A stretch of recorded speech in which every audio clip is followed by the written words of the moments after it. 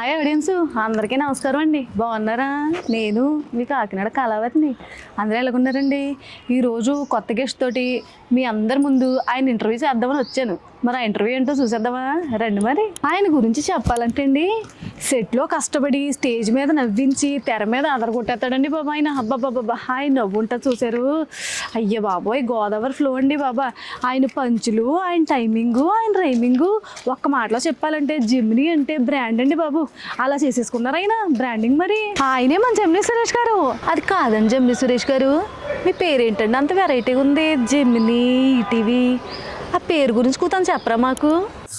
నేను దాదాపు 18 సంవత్సరాల నుంచి జెమినీ టీవీలో పనిచేస్తున్నాను.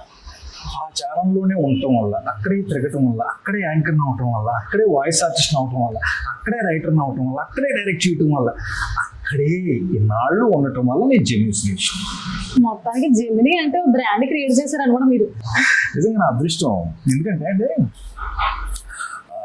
మనకు తెలుసు జెమినీ గణేషన్ గారు, జెమినీ అనేది ఒక పాజిటివ్ వైబ్ని, ఒక సెన్సేషన్ని, ఒక సూపర్ సక్సెస్ని చూసినటువంటి పేరు.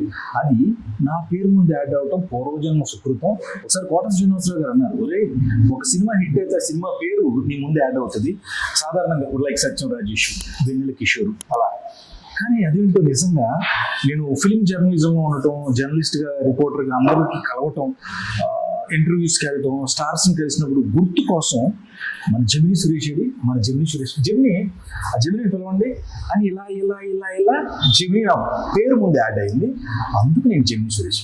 ఏమంటో జెమినీ సురేష్ గారు, మీరు ఇన్ని సినిమాలు చేశారు కదా, ఏదైనా ఒక సినిమాలో మిమ్మల్ని డైరెక్టర్ కానీ ప్రొడ్యూసర్ కానీ మిమ్మల్ని బాగా ఇబ్బంది పెట్టి ఫుల్ సెట్ వేసి ఉంటారు కదా, దాని గురించి కూతని చెప్పండి మాకు. ఇప్పుడు ఎందుకంటే మీరు అనే క్వశ్చన్లో బేసిక్గా ఎవరైనా ఫుల్ సెట్ వేసారా అంటే ఇబ్బంది పెట్టారా అలాంటిది. మనం ఇబ్బంది పెడితే ఇబ్బంది పెట్టినట్టు మనం పడం కదా అసలు. సో అందుకే వెళ్ళిపోతాం. ప్యాంటు, చైన షర్టు, టై, బెల్ట్, ఓ పద్ధతి, ఓ విధానం, అంతే క్లియర్. మనం అసలు ఇబ్బంది పడంగా. మొన్న ఓ ప్రీ రిలీజ్ ఈవెంట్, అదే అడ్డి డెవిల్స్ చే సినిమా ప్రీ రిలీజ్ ఈవెంట్లో చూశాను. తెగ సిగ్గుపడిపోతున్నారు. పక్కన ఉన్నది ఎవరండి హీరోయిన్?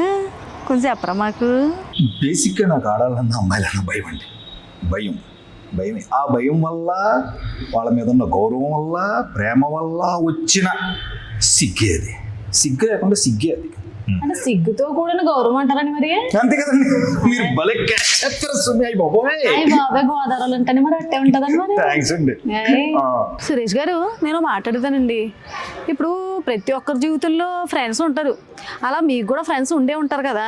ఇప్పుడు మీకు బాగా దగ్గరైన ఫ్రెండ్ ఇండస్ట్రీలో కానీ లేదంటే మీ పర్సనల్గా కానీ ఎవరున్నారో వాళ్ళ గురించి కొంచెం చెప్పరా మీ మాటల్లో? వింటారు మరి మా ఆడియన్స్. ఒక్కరైతే చెప్పొచ్చు, ఇద్దరైతే చెప్పొచ్చు, 10 మంది అయితే గుర్తెట్టుకుని చెప్పొచ్చు. 25, 50, 100 మంది ఉంటే ఏం చెప్తామండి? చాలా కష్టం కదా. అలాంటి స్నేహితులు కొన్ని వందల మంది ఉన్నారు నాకు. ముఖ్యంగా భీమవరం నుంచి నేను బయలుదేరినప్పుడు, హైదరాబాద్లో ఇలా ఒక సినిమా నటుడిగా ఎదగాలని నేను బయలుదేరినప్పుడు నన్ను బాగా ప్రోత్సహించి నా భుజం తట్టి నన్ను పంపించింది నా స్నేహితులే. భీమవరంలో పద్మాలయ థియేటర్ అనే ఒకటి ఉండేది. ఆ థియేటర్లోనే సినిమాలు చూసాం. ఆ థియేటర్ దగ్గర నుంచే ఈ బస్ సర్వీసులు హైదరాబాద్కి, అప్పట్లో హైదరాబాద్ వెళ్ళటం అంటే ఇంచుమించు అమెరికా వెళ్ళినంత ఫీలింగ్ మాకు. సో నేను ఇలా హైదరాబాద్ వెళ్తున్నాను మీడియా వర్క్షాప్ అని యాక్టింగ్ కోర్స్ కన్నప్పుడు, దాదాపు ఆ రోజు నేను బస్సు ఎక్కుతున్నానంటే నేను ఎక్కడికో వెళ్తున్నట్టు, వేరే దేశం వెళ్తున్నట్టు. నా ఫ్రెండ్స్ ఒక 10-15 మంది, ఈవెన్ నాతో చదువుకున్న వాళ్ళు, నాతో ఆటలాడిన వాళ్ళు, నాతో పాటలు పాడిన వాళ్ళు అందరూ వచ్చి బస్సు ఎక్కించారు. వాళ్ళందరూ వాళ్ళ లిస్టులో ఉంటారు. స్నేహం అనేది ఒక మధురమైన జ్ఞాపకం అండి. పరిస్థితులు కానీ, ప్రాంతాలు కానీ, అభిప్రాయాలు కానీ ఒక్కటైతే నడిచే ప్రయాణం చాలా గొప్పది. అదే తీయటి స్నేహం. అందుకే నా ఫ్రెండ్స్ అందరూ నన్ను ఎంతమంది, మీరు ఎప్పుడన్నా మీతో వచ్చి మిమ్మల్ని బస్సు ఎక్కించినప్పుడు ఎంతమంది ఫ్రెండ్స్ వచ్చారు, నేను మళ్ళీ తిరిగి మా ఊరు వచ్చినప్పుడు కానీ ఎక్కడికి రే పొద్దున సురేష్ గారు వస్తున్నాడంట, స్టేషన్కి ఎవడన్నా వెళ్ళండి అంటే ఒకడైతే చెప్పొచ్చు. నాతో కాలక్షేపం కబుర్లు చెప్పడానికి 5-6 వచ్చేవారు. నేను ఆ ట్రైన్ దిగుతూ ఉంటే వాళ్ళందరూ వచ్చి ఆడు బండి ఎక్కించుకుని ఒక బండి మీద 3-4 ఎక్కి తీసుకెళ్ళి నన్ను ఇంటికి దింపే వరకు అంత మంచి ఫ్రెండ్స్ వాళ్ళందరూ. నేను ఇవాళ స్థిరంగా ఒక నటుడిగా నిలబడ్డానంటే మా అమ్మ ప్రోత్సాహం ఎంత ఉందో నా స్నేహితుల ప్రోత్సాహం కూడా అంతే ఉంది. Friends always a friend in need and a friend in deed అంటారు కదా. చిన్నప్పుడు ఆటోగ్రాఫ్ బుక్స్లో రాసుకున్న ప్రతి పేరు నా గుండెల్లో ఇప్పటికీ ఉంది. నేను 10th క్లాస్ చదువుకున్నప్పటి నుంచి ఇవాళ ఎక్కడ మీతో మాట్లాడే వరకు కూడా వాళ్ళందరి పేర్లు గుర్తున్నాయి. వాళ్ళందరూ నా మనసులోనే ఉంటారు. స్నేహం ఎప్పటికీ విడదీయలేనిది.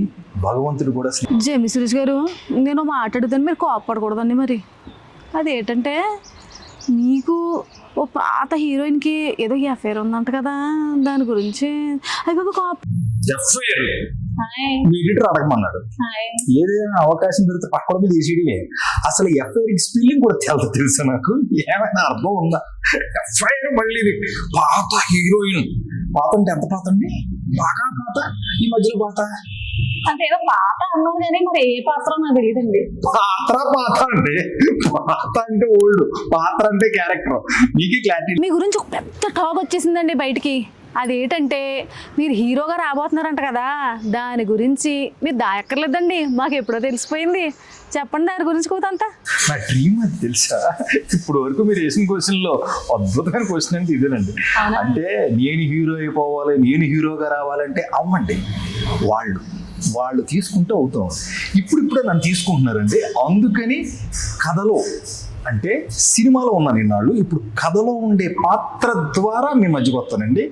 అది హీరో అంటే హీరోనే. సురేష్ గారు, మీరు ఈ సినిమాలు చేశారు కదా, మీకు బాగా దగ్గరయ్యి మీకు బాగా గుర్తుండిపోయే ఏమైనా 2-3 పాత్రల గురించి చెప్పండి. మేము కూడా వింటాం, మా ఆడియన్స్ కూడా వింటారు. మరి పాత్రలే అన్నీ నచ్చితే చేస్తాం, నచ్చించుకుని చేయము. ఏదైనా ఒక క్యారెక్టర్ వచ్చినప్పుడు అంటే మనం దాని యాక్సెప్టెన్స్, మనం అందులో సరిపోతాం, అందులో మనం ఫిట్ అవుతాం. ఆ క్యారెక్టర్ ఎంతవరకు సరిపోతుంది, ఎంతవరకు ఇతను తీసుకెళ్ళగలడు అని డైరెక్టర్ నమ్మి మనకి ఇచ్చినప్పుడు ప్రతి పాత్ర నచ్చింది. నేను చిన్న క్యారెక్టర్స్లో అలా కనిపించి వెళ్ళిపోయిన పాత్రలు ఉన్నాయి. సినిమా కథలో భాగంగా టర్న్ ఓవర్స్ అంటే సినిమా కథ మలుపులు తిరుగుతూ అంటే అక్కడ ఇంపార్టెంట్ కీలకమైన పాత్రలు ఉన్నాయి.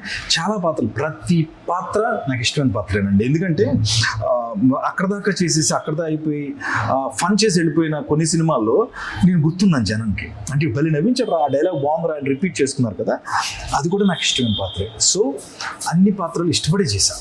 వైఫ్ ఆఫ్ అనిర్వేష్ సినిమా చూసామండి. చూసిన ప్రతి ఒక్కరు కూడా అందులో మీరే హీరో అనుకుంటున్నారు తెలుసా. అందులో మీరు పోలీస్ క్యారెక్టర్ వేసారండి. అబ్బబ్బబ్బబ్బా ఉన్నారు తెలుసండి. జనాలు ఏమనుకుంటారో తెలుసా, మీరే హీరో అనుకున్నారు అందులో. మరి నేను హీరోగా చేయొచ్చా? అయ్యి బాబోయ్, అలా అంటారు ఏంటండి? వైఫ్ ఆఫ్ అనిర్వేష్ సినిమాలో అన్ని క్యారెక్టర్స్ బిహేవ్ చేస్తూ ఉంటాయి. ఈ క్యారెక్టర్ వాళ్ళందరినీ లింక్ చేసి ఉంటుంది.